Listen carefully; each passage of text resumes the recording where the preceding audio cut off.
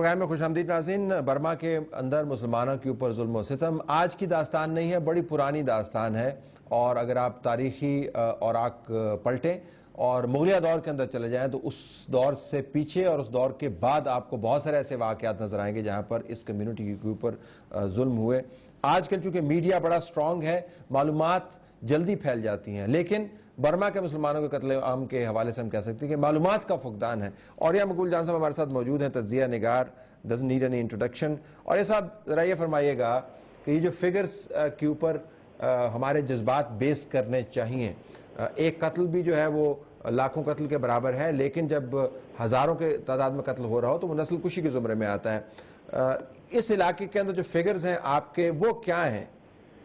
سر دو طرح کے ہیں۔ بگننگ جب فگر آنا شروع ہوئے تھے تو 11 کا آیا تھا اور وہ خبر وہی چلی تھی کہ 11 لوگوں کو اتار کے اور باقاعدہ آئیڈینٹیفائی کر کے ان کو مارا گیا اور قتل کیے۔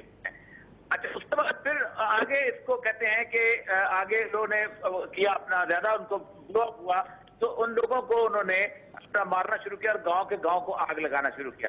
اور چائنا کے اخبار میں تھوڑا سا آیا اور بنگلہ دیش پہ اس حوالے سے آیا کہ وہاں سے لوگ آ رہے ہیں اور ہماری طرف اور ہمیں روکنا چاہیے، جس کے اوپر خود تھوڑا سا بیان وہاں کی جماعت اسلامی نے بھی اور ایک دو لوگوں نے بھی کیا۔ لیکن فکر کو جسٹیفیکیشن اس لیے نہیں مل سکی کہ اس کو بدقسمتی میں بڑی عجیب و غریب بات کہوں گا کہ دنیا کے کسی میڈیا نے اس کو ایونٹ کے طور پہ ہی نہیں لیا کہ ایسی بات ہوئی نہیں۔ یہ بالکل ویسے ہی ہے کہ دنیا اس طرح کا رویہ آپ دیکھ لیں کہ کمالیہ کے اندر ابھی شروع ہوا تھا تو بی بی سی کی بریکنگ نیوز آ گئی تھی کہ کرسچن آبادی جو ہے اس کے اندر یہ کچھ ہو رہا ہے، اور پوری دنیا کا جو ہے نا فوکس ہو گیا تھا سیٹلائٹ سے لے کے ہر چیز کا، اس لیے فگرز نہیں آ رہی، فگرز آ رہی ہیں صرف اور صرف اس سے۔ اچھا let me now come to this larger issue میں ریز کرنا چاہتا ہوں کہ یہ مجھے کہا جا رہا ہے کہ یہ رد عمل بھی ہو سکتا ہے، ارد گرد کے حالات بھی اس معاملے کے اوپر دوبارہ سے اثر انداز ہو سکتے ہیں۔ معاملہ صدیوں پرانا ہے، لیکن جو ایونٹس جو اس کو ایکچویٹ کرتے ہیں، جو اس وقت ٹریگر کرتے ہیں، وہ نئے ہو سکتے ہیں۔ اس کو ٹریگر کرنے والے نئے حالات کیا ہو سکتے ہیں آپ کے خیال میں؟ بامیان کا ایشو تھا شروع میں، جو مین اصل میں سلگتا ہوا صورتحال ہے نا، وہ بامیان ایشو ہوا تھا 2001 کے اندر۔ لیکن اس بامیان ایشو کے حساب سے اصل میں وہاں پر یہ جو لوگ تھے، ان میں 4 قسم کے لوگ تھے۔ ایک تو انگریز نے وہاں پر آباد کیے اور انگریز نے وہاں پر جیسے ہمارے ہاں کرتے ہیں، اور انڈیا کے اندر بھی ایسے ہوا کہ انڈیا میں اگر آپ چلے جائیں بامبے میں تو وہ کہیں گے کہ ہم یو پی کے لوگوں کو کمرہ نہیں دیتے، تو کہتے ہیں کہ یو پی کے لوگ پہ سوٹ کرتے ہیں، اور ہم کہتے ہیں کہ دودھ بیچنے والے اور یہ جو پان کھانے والے ہیں انہوں نے ہمیں تباہ برباد کیا ہے۔ اس کی وجہ یہ تھی کہ وہ انگریز کے ساتھ اکٹھے ہو گئے تھے۔ اسی طرح بہاریوں کا سیکٹر جو تھا وہ بھی انگریز نے خاص طور پہ وہاں پر سول سروس میں لیا اور ان کو عہدوں پہ پہنچایا۔ مسلمانوں کو بھی یہ جو روہینگا جو ہیں، ان کو انگریز نے وہاں جا کر آباد کیا تھا، رنگون جو تھا، رنگون بنیادی طور پر یہ شہر ہی انگریز نے آباد کیا ہوا ہے، اور اسی نے اس کی بنیاد رکھی تھی، جیسے ہمارے یہاں شملہ اور باقی ہوتے تھے۔ تو یہ ہائی کلاس کی ایک قوم ضرور رہی ہے، لیکن پھر اس کے بعد چونکہ لوگ ایک بہت بڑا وہاں پر بہت زیادہ جب اٹھا ہے، طوفان اٹھا ہے، اور پھر اس کے بعد بدھ یہ ہوتی ہے کہ بدھ جیسے مذہب کو بھی لوگوں نے اپنی ذاتی معاملات کے لیے اچھالا اور اس پہ لوگوں کو ایکسٹریکٹ کیا، پھر ان کو نکال دیا، اور پھر یہ مکمل طور پر وہ ہو گئے گیٹوز میں جا کے رہنا شروع ہو گئے۔ اور صاحب ایک منٹ میں اسٹوڈیو میں واپس تو سوال پھر یہ ہے کہ یہ تمام تناظر اپنی جگہ پر آج کل کس چیز نے ٹریگر کیا ہوگا گلوبل ایونٹ؟ جی گو ایڈ ایمبیسڈر۔ دیکھیں جی، آج کل اول تو میں اس چیز کو سے ایگری نہیں کرتا کہ یہ بامیان بدھا کا ریاکشن جو ہے اب 11 سال کے بعد ہو، مطلب صحیح کہ اس وقت ہوا تھا، اس وقت ڈیمانڈ ہوا۔ چلیں میں اب اس سے پہلے میں وہاں پہ سفیر تھا 1997 میں 98 میں، اس وقت بھی وہاں پہ مسجدیں 2 گرائی گئی تھی، تو اس وقت تو بامیان بدھا کا قصہ نہیں ہوا تھا۔ وہاں پہ مسلمانوں کی پرسیکیوشن جو ہے وہ باقاعدہ بڑے عرصے سے جاری ہے، اور یہ مسلمان جو ہیں یہ اپنا، اور یہ مقبول جان صاحب جو فرما رہے ہیں کہ رنگون میں روہنگاز کو انگریزوں نے آباد کیا تھا، تو روہنگاز جو ہیں وہ تو برما کا حصہ صدیوں سے ہیں۔ اگر ایک حصے سے لوگ جو ہیں اٹھ کے ایک اور دوسرے شہر میں چلے جائیں، دوسرا یہ ہے کہ رنگون پورا شہر جو ہے، ماڈرن رنگون کو ضرور آباد کیا انگریزوں نے۔ رنگون ایک بڑی ہسٹوریکل جگہ ہے، یہاں پہ بدھ مت کا ایک بال دفن ہے، اور وہاں پہ بہت بڑا سٹوپا ہے جو کہ تمام بدھسٹ کے لیے آل اوور دا ورلڈ بڑی مقدس جگہ ہے۔ تو یہ اس لحاظ سے پرانا شہر ہے، بہت پرانا شہر ہے. اور لیکن ٹریگر کیا ہے؟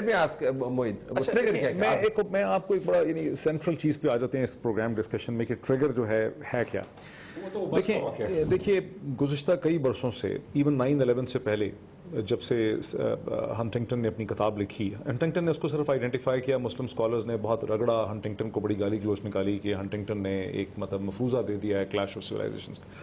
لیکن ہنٹنگٹن کی تھیری اس چیز پہ بلیو تھی کہ وہ نیوٹرل سیکولر آئیڈیالوجیز جو ہیں، کیپٹلزم ورسز کمیونزم یا مارکسزم، جنہوں نے لوگوں کے ذہنوں کو اپنے کنٹرول میں رکھا ہے گزشتہ 50 60 70 برس سے، چونکہ وہ ڈیزالو ہو رہی ہیں، وہ کانفلکٹ ختم ہو رہا ہے، تو اب لوگ پرانی آئیڈیالوجیز پہ فال بیک کر جائیں گے، تشخص پہ، اس پہ آپ لڑیں گے. اب میں آپ کو 2-3 ایگزامپل دیتا ہوں، آپ کلیئر ہو جائے گا. دیکھیں، ایک مسلمان نے کسی لڑکی کو بدھسٹ کو ریپ کر دیا، وہ تو اس کا پرنسپل ایکٹ ہے. اگر وہ بدھسٹ ہوتا ایلیجڈلی تو پھر آپ اس کرمنل کو پکڑتے جس نے کیا ہے، لیکن آپ تشخص کی آئیڈینٹی کا حملہ جو ہے وہ باقی مسلمان کمیونٹی پہ کر دیتے ہیں. جب آپ نے ہندوستان میں بہت پہلے 2002 میں الزام لگایا، آپ نے کہا جی کہ اوپر مسلمانوں نے ٹرین پہ آگ لگا دی، تیل پھینکا، تو آپ نے اس سے 200 میل نیچے گجرات پروونس کے اندر اور مسلم کمیونٹی پہ اٹیک کرنا شروع کر دی.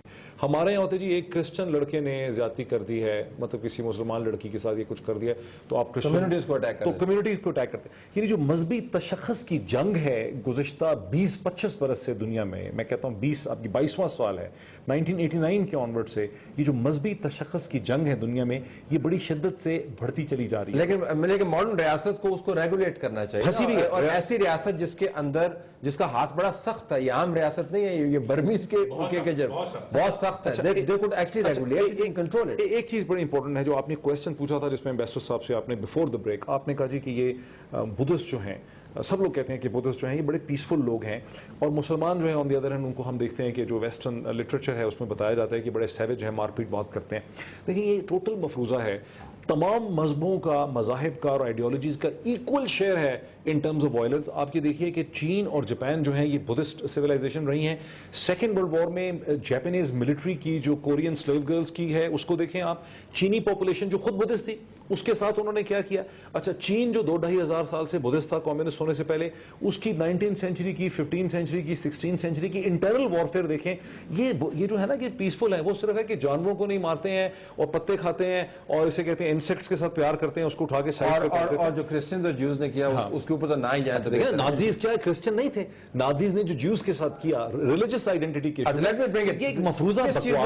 ایک خیال یہ ہے، میں آپ کو سوال پوچھتا ہوں، ایک خیال یہ ہے کہ جب سے امریکہ اور چائنا نے نئی جگہوں کو تلاش کرنا شروع کیا ہے، آئل فیلڈ سامنے آئی ہیں. ہلری کلنٹن صاحب کا بڑا مشہور دورہ تھا. ہمیشہ افریقہ کے اندر اگر ان کی فائٹ جاتی ہے، گلوبل فائٹ جاتی ہے، تو وہاں پر کانفلکٹ شروع ہو جاتا ہے، القاعدہ کی وہاں پہ انگریز شروع ہو جاتی ہے. کیا اس جگہ پہ بھی اس قسم کا کوئی معاملہ آپ کے سامنے ہے؟ گلوبل پالیٹکس کا کوئی اثر ہوتا ہے؟ ایگزیکٹلی دو ڈائمنشنز ہیں نا. ایک تو ود ان برما ہے جو ہسٹوریکل کانٹیکسٹ میں ہے، اور 2 دن پہلے UNHCR کے ہیڈ کوارٹر کو اس کی بات ہوئی برمیز پریزیڈنٹ تھین سین سے، تو تھین سین نے کہا کہ ہمیں کوئی مسئلہ نہیں ہے، 1 ملین انلیگل امیگرینٹس ہیں، آپ ان کو کسی تیسرے ملک میں ڈال دیں. ایک تو برما کے انٹرنل یہ ایشو ہے، برما اس چیز کو سیٹل نہیں کر سکا جو جنتا ہے ابھی تک برما میں. دوسری بڑی امپورٹنٹ چیز آپ نے کہی کہ 50 ایئرز ہو گئے ملٹری رول ہے برما میں، ون اور the other way. General Nivin سے شروع ہوا اور تھین سین تک وہی سلسلہ چل رہا ہے. برما ایک کلوزڈ وال کے پیچھے رہا ہے. ابھی جا کے دنیا کی نظر میں کھلا برما، کہ ہلری کلنٹن گئی وہاں پر، ولیم ہیگ گئے، ہمارے پریزیڈنٹ گئے، انڈیا ان کا بھی اپنا انٹریکشن ہوا. اس سے پہلے یہ بالکل کلوز تھا فار چائنا کا انویسٹمنٹ بھی ہے، چائنا کی کنزیومر مارکیٹ بھی ہے. برما 80 ملین پاپولیشن ہے، سچ اے ہیوج پاپولیشن. تو جو گلوبل فیکٹر ہے وہ یقیناً ہے کہ اگر ان ایلیمنٹس کو اس طرح سے بیس بنا کے آگے بڑھایا جائے تو جو پروسیکیوشن اس ایڈمنسٹریشن کی تھین سین کی ہے، الٹیمیٹلی وہ ریئیکٹ کریں گے، اپنے دروازے پھر بند کر لیں گے.